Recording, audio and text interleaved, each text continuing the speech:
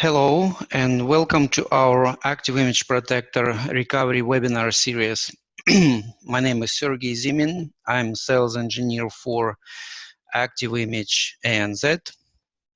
Each line in this list represents a separate webinar in this recovery series. Today we are on webinar number 3, topic number 3, vStandby by agent. I always have to emphasize by agent because vStandby comes in two forms. And today we're looking at vStandby implementation within the agent.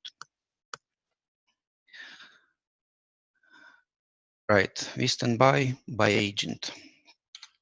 Why I keep saying by agent? Because vStandby technically can be called a virtualization of running operating system. Yeah, if we look at this set of components, virtualization of running operating system. It is possible by agent. It is possible in form of vStandby, or it can also be called ad hoc virtualization of backups here. Well, it gets confusing, but after a while, you'll see the entire picture of what this virtualization, in what forms this virtualization of running operating system is available. Let's start slow. Let's start with what component do we need for that? And to see vStandby by agent in action, we need agent. That's why vStandby by agent. And also, keep in mind that vStandby begins at the source along with backup. So the same location where agent runs and collecting backup data, the same agent can be instructed to virtualize a disk, system disk of running operating system. So it happens with the same agent, by the same agent, on the same, very same physical or virtual machine, but the source machine is exactly the same. The same agent is employed, and the same agent runs both. Or it can run either. It can run backups only, or it can run vStandby only, but the same agent is capable of both. What does it mean for us? What does it mean for end user and customer or partner or anyone who is thinking how much money does it cost? It does not cost any extra money. Oh, by the way, this is graphical representation what happens. Diagram. At the source, we have a source machine with our ActiveImage Protector agent installed, and this agent has been configured to send a data on schedule, taking this data from system disk of running operating system and sending it over to a supported hypervisor. Supported hypervisor could be either Microsoft Hyper-V or VMware ESXi or vCenter, but ESXi is working horse behind the vCenter, so ESXi at the end of this chain. As I said, a machine, a source machine can be physical, it can be virtual machine. We just need to install agent per virtual machine. This agent runs inside the virtual machine. Same story here, same story with this physical machine. Agent runs being installed on physical machine, but the same, very exactly the same approach. Agent produces data, taking it from a disk of running operating system, sending it directly over to receiving side, and receiving side in our case supported hypervisor, Microsoft Hyper-V, VMware ESXi. What do we need? We need any product which contains agent, right? Which comes with component agent. And these are the products which come with this agent component. Aside from IT Pro Edition, IT Pro Edition is special guy here.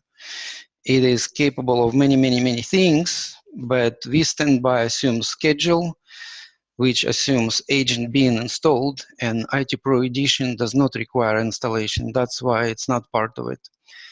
Any other product flavor here is good enough for us. No other components we need from this list. And not for yourself, vStandby AIP is standalone component. We'll cover it in the next session, but in this session, it's not our focus. It's separate component, does almost the same, but in slightly different manner. So we don't need this vStandby AIP for today's session. Agent is the only component we need. Agent, agent, agent. Now, vStandby by agent, obviously we need agent installed. And one more requirement, I mean, it is kind of like, how should I put it? You don't have to, but you have much better result if you rely on local area network. I mean, in theory, you can be very inventive and you can kind of like soften wide area network conditions by establishing VPN, but the fact is vStandby by agent expects good connectivity between source and destination. If you have a possibility of serious network outages, like a wide area network is famous by, you might be struggling with the receiving side, with the result on the receiving side. So strictly speaking, vStandby by agent feature is very compatible, very friendly, very good, and uh, how should I put it? Result can be much better if you use it over a local area network. That's the fact of life. And again, in our local area network, if we have a source agent here, we just require some Hyper-V presence here. So Hyper-V or ESXi should be within agent's reach. That's all we need. Going to the product, switching to the product view. Suppose I have one machine with agent installed. This is virtual machine, but it can be physical machine. In this machine, agent is installed, so I have management console connected to this agent at the moment, as you see. Looks familiar. And in this particular case, we are switching to this view, vStandby. vStandby by agent. It is available right after you install the agent. You don't need to select this option when you install the agent. It comes automatically with installation of agent. It's there for you from second number one after installation. See this welcome screen and explanation what's going on. You realize that you don't need to produce backup as an intermediate step. Everything will be pointed directly to the hypervisor. And create virtual standby replica gives you some summary of the source machine. This is source disk. This is disk of this very machine I'm looking at. A few bits of information about network, MAC address, IP address, gateway, DNS, computer name, very handy. Number of CPUs, amount of RAM, yes, very good. Moving on.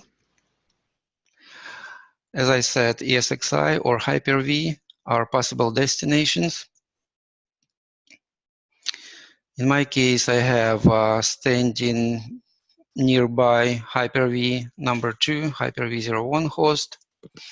Few pieces of information about this host. So my host, destination host, has plenty of RAM, hopefully, some number of CPUs, good enough for me. My resulting machine on that Hyper-V host would be Replica, something like RPL, just to find it easier. volumes available on my Hyper-V destination host. I know this one is SSD, should be quicker. Number of CPUs, 2 CPUs, enough for me to kind of like prove my point. And just to speed up boot process a little bit, 6 GB of RAM. I have only one network available on my destination host. And as you see here, DHCP is always an option. Static IP, nice option too. Use source settings, very nice. I don't need to change a thing to provide connectivity, especially in the static IP environment. Going next, schedule. When I connect my management console to this agent, schedule can be as frequent as once every hour. Every day of the week, interval, once per hour, once every 2 hours, every 3 hours, and so on. For those who are considering replicating increments more often than once per hour, there is an answer. We do have central management component called ActiveVisor. So if you visit the same functionality, settings for the same functionality through the ActiveVisor, all of a sudden you realize that the limitation 1 hour once per hour is lifted through the ActiveVisor, and you should be able to schedule this workflow as often as once every 5 minutes, I think. Yeah, every 5 minutes, something like that. So, and if I don't want to end this task execution, I just click no specific. Next. Always keep up to 30 boot points. 30 boot points means if I send increments to virtualize every 5 minutes, I have 150 minutes worth of these 30 boot points. So these 30 boot points will be scattered across 150-minute period. If I do it once per day, all these boot points will be scattered through 30 days period. So you get an idea. Each boot point can be employed. So by default, my replica will be booted from the last available boot point. But if I go through Hyper-V, I will be able to expand the list of boot points and select boot point which I really want this VM to boot from. Comes handy if you know for sure that for the last 5 days some source machine had been affected by ransomware or virus thing. So you don't need to boot this replica within last 5 days. You want to roll back to like 6 days ago or 7 days ago. So this quantity of boot points should be good enough for you. Just think about time frame within which these boot points will be scattered. So frequency of this task to execute plays the role in this time frame. I'll leave it to default, although in real life, 30, it's a little excessive. I would like to settle for 5, 6 boot points, but again, all depends. And clicking finish triggers the process of creating VM on the target hypervisor. And if everything goes well here, I should be able to see this virtual machine created on Hyper-V 2. This is my replica RPL server 18 RPL. That is my replica. So getting back here, create first boot point now. Yes, no, yes. Okay, let's do it. Some details of this task will be given to us. It will take some time. While it's doing this first boot point, basically it's backing up source system disk and sends data on the other side without creating intermediate step of backup. So that's the main idea.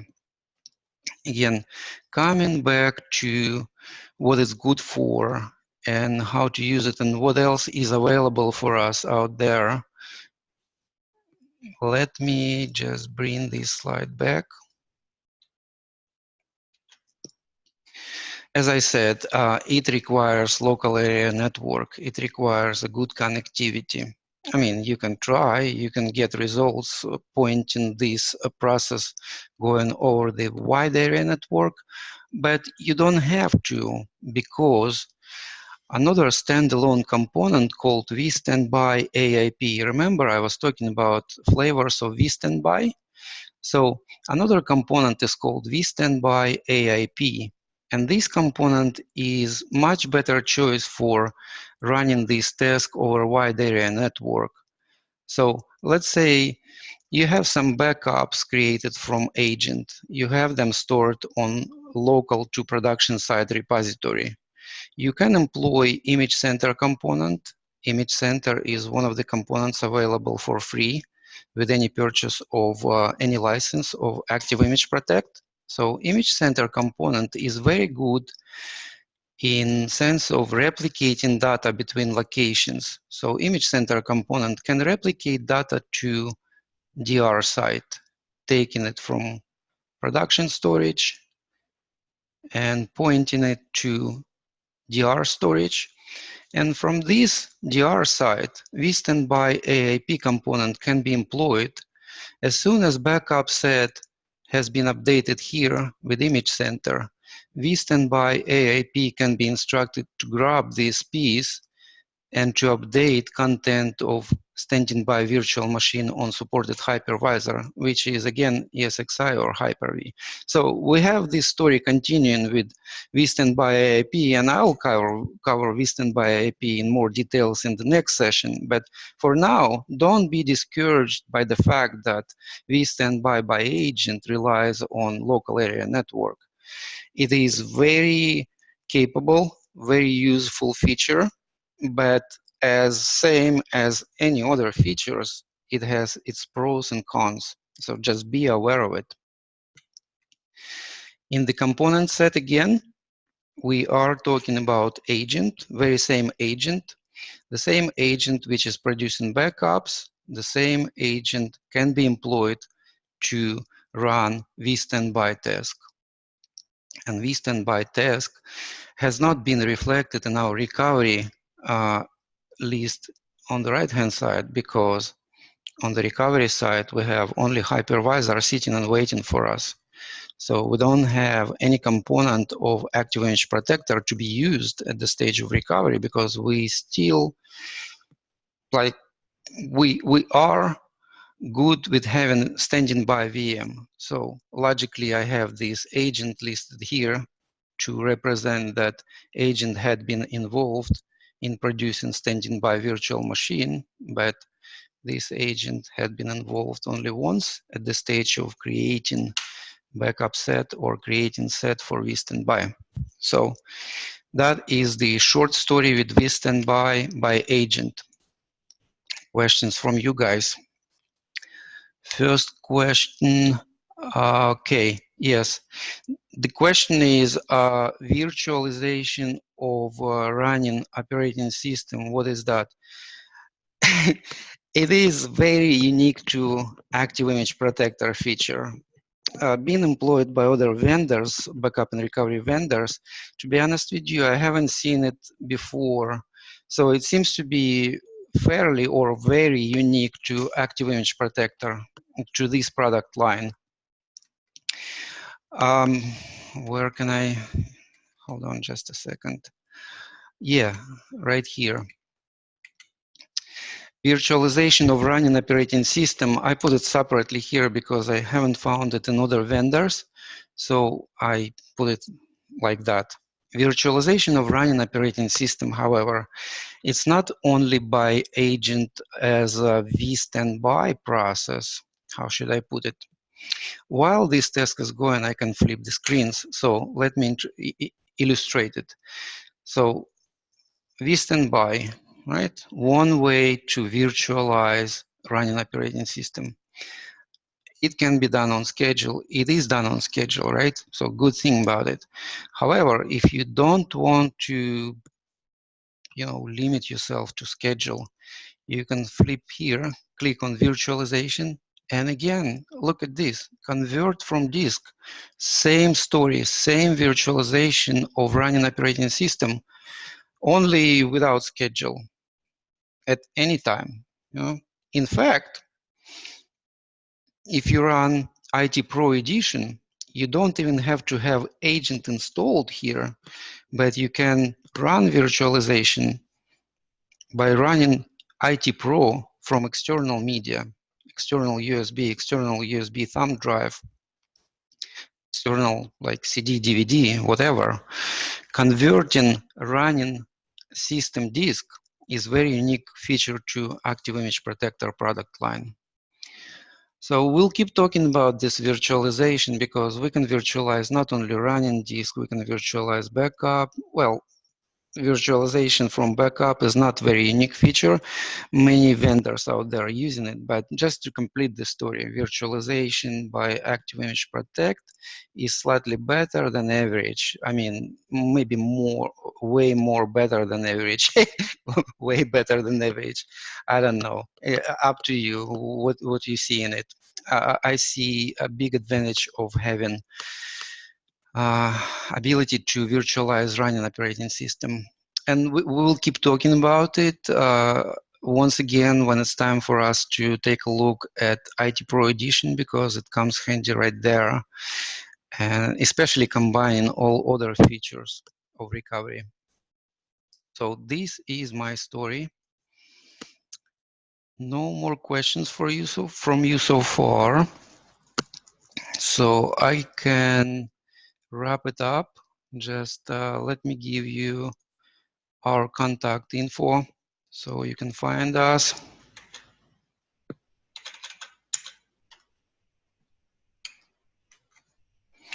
If I can, if I'm smart and find how to do it. Hold on.